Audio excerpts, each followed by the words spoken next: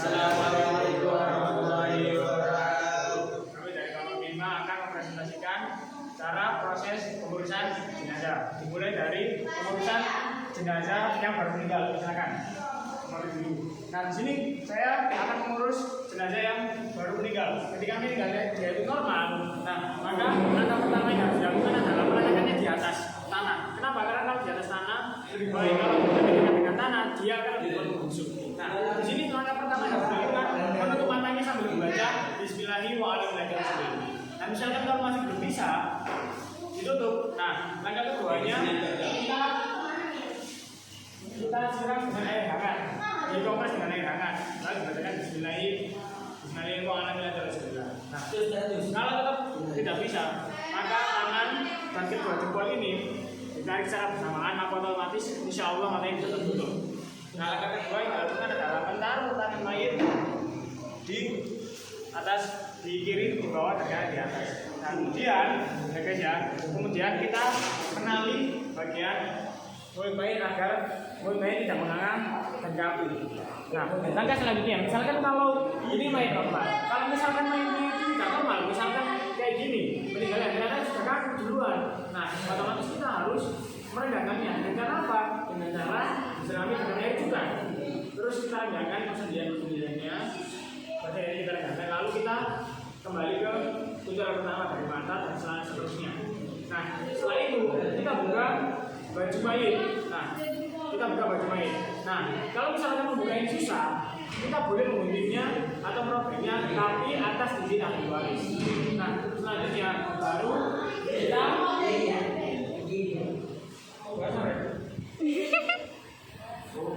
untuk tubuh mayit.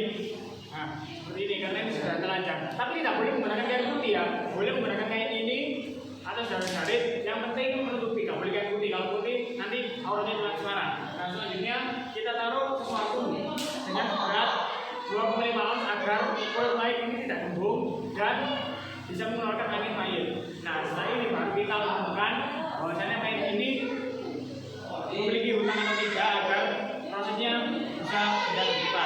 Nah, baru yang langkah terakhir baru kita umumkan bahwasanya mayit ini sudah meninggal, diberitakan ke semua orang. Nah, kita lanjut ke proses pemandian. Nah, proses pemandian ini kita ada 3 tahap. Yang pertama adalah tahap persiapan, tahap sebelum mandi, dan tahap pemandian. Tahap persiapan, langkah mandi pertama kita siapkan tempat ini harus tertutup dan juga tempat yang tinggi. Nah, tempat ini nanti kita miringkan ya. Kita kalau bisa tempatnya jangan lurus kayak gini, tapi kalau bisa miring adalah materialnya kayak ke bawah. Nah, selanjutnya setelah itu kita siapkan air cuci daun bidara ataupun sabun dan juga air tepung halus. Nah, selanjutnya kita ke persiapan pemandian. Nah, langkah pertama yang harus dilakukan sebelum memandikan mayit, kita harus menggunakan pengaman, misalkan sarung tangan ataupun masker. Agar apa? Agar kita tidak tertular dengan penyakit mayit. Nah, dalam proses pemandian ini mayit harus tertutup dengan kain. Seluruh tubuh harus tertutup dengan kain. Nah, di sini tidak boleh menggunakan kain putih. Saya ulangi, tidak boleh menggunakan kain putih. Nah, setelah kita semua sudah persiapan, kita sudah aman. Nah, kita langsung membersihkan bagian mayit dengan tinju kiri. Nah, setelah tinju kiri selesai, kita langsung bersihkan lubang-lubang mayit. Nah, setelah itu kita bersihkan kuku-kuku mayit dengan benda yang lunak agar terlihat bersih.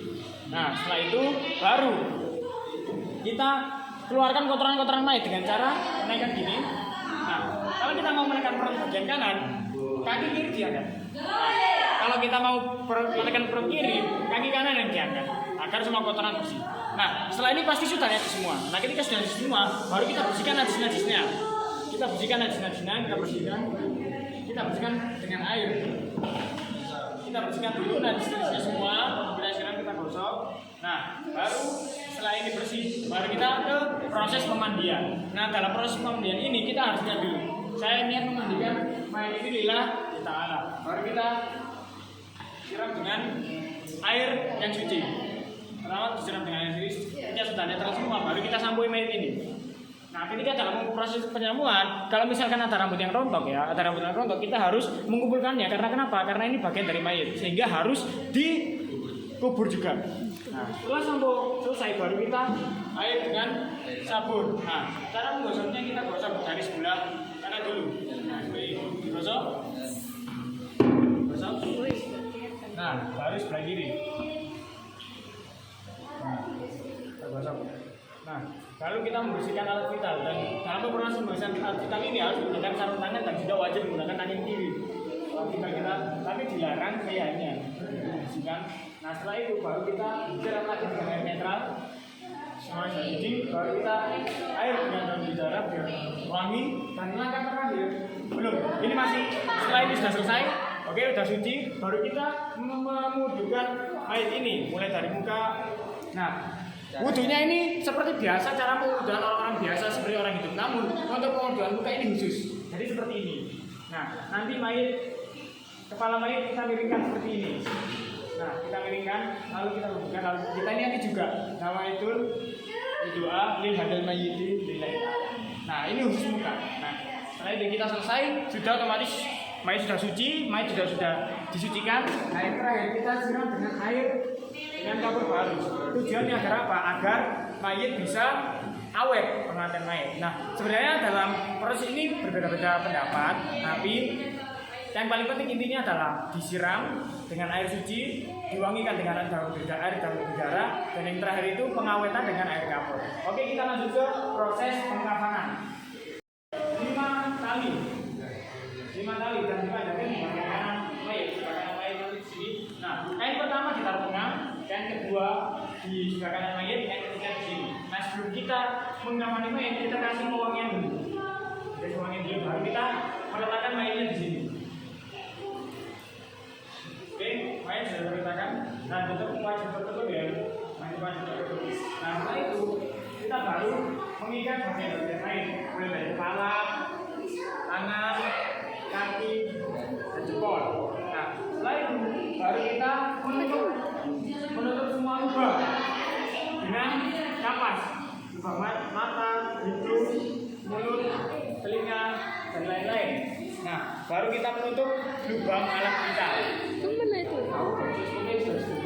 Nah, setelah itu baru kita mengkafani mayat. Pertama dari sisi kanan mayat. Sisi kanan mayat, sisi kanan mayat. Nah, sisi kanan mayat. Baru kita. Nah, setelah itu baru ya sisi mayat. Nah, setelah ini kan di dalam masih ada kain ya. Di dalamnya masih ada kain ternyata.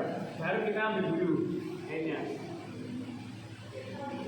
Untuk penjelasan tambahan, sebenarnya untuk laki-laki itu boleh menggunakan 1 kain, tapi disunahkan menggunakan 3 kain.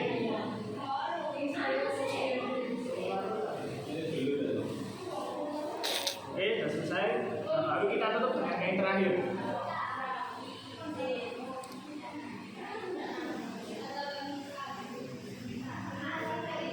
Oke, dalam penalian mayat ini tali diletakkan di sebelah kiri mayat. Agar kenapa? Agar proses pelepasan dalam penguburan ini mudah.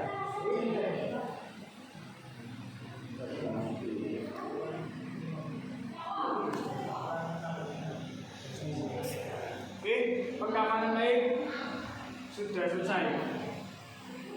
Oke, selanjutnya adalah proses sholat mencolati mayat. Nah, silakan akan dijelaskan oleh terus.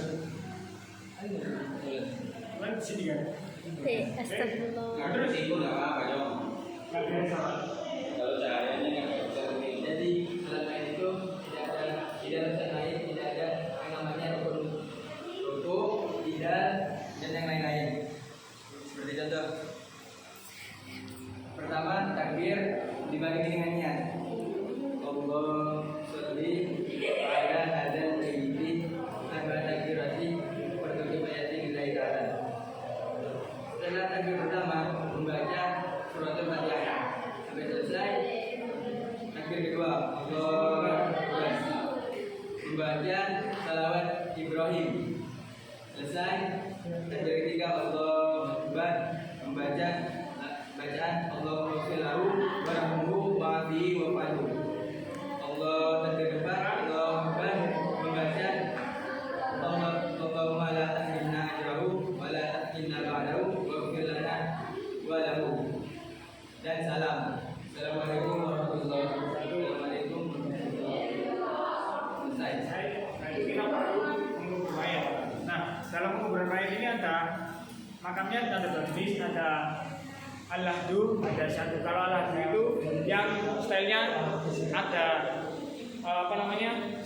ngambil sedikit dari lubangnya. Kalau yang asyadu itu dia bentuknya kotak seperti ini. Ya, itu kenapa? Karena tanya mudah langsung. Oke, kita langsung ke proses. Belum penguburan mayat ini, kita kan ini sudah ya. Nah, kita buat tiga buntalan batu, tiga buntalan tanah. Dikeraskan, baru kita bacakan surat al-Fatihah sekali, baru kita masukkan. Nah, setelah itu baru kita masukkan mayat ke dalam liang lahat. Nah, yuk. Oke, sudah selesai. Di dalam peletakan juga ada bacaannya. Bagian peletakan mayat, bacaannya Allahumma walillahir rasulillah, seperti yang mengucap mata. Oke, baru kita piringkan mayat dan diberi penanda. Nah, setelah itu kita buka semua tali mayat. Semuanya kita buka. Nah, usahakan titik sebelah sini itu nempel dengan tanah. Masalah seperti itu. Ini kita tanam. Nah, setelah semuanya selesai, kita buka, baru kita mengadaninya. Setelah kita mengadaninya, baru kita rohah. Oke, setelah itu proses sudah selesai. Oke, baru kita tutup. Nah, dalam penguburan mayat juga nggak boleh ini yang nempel ya.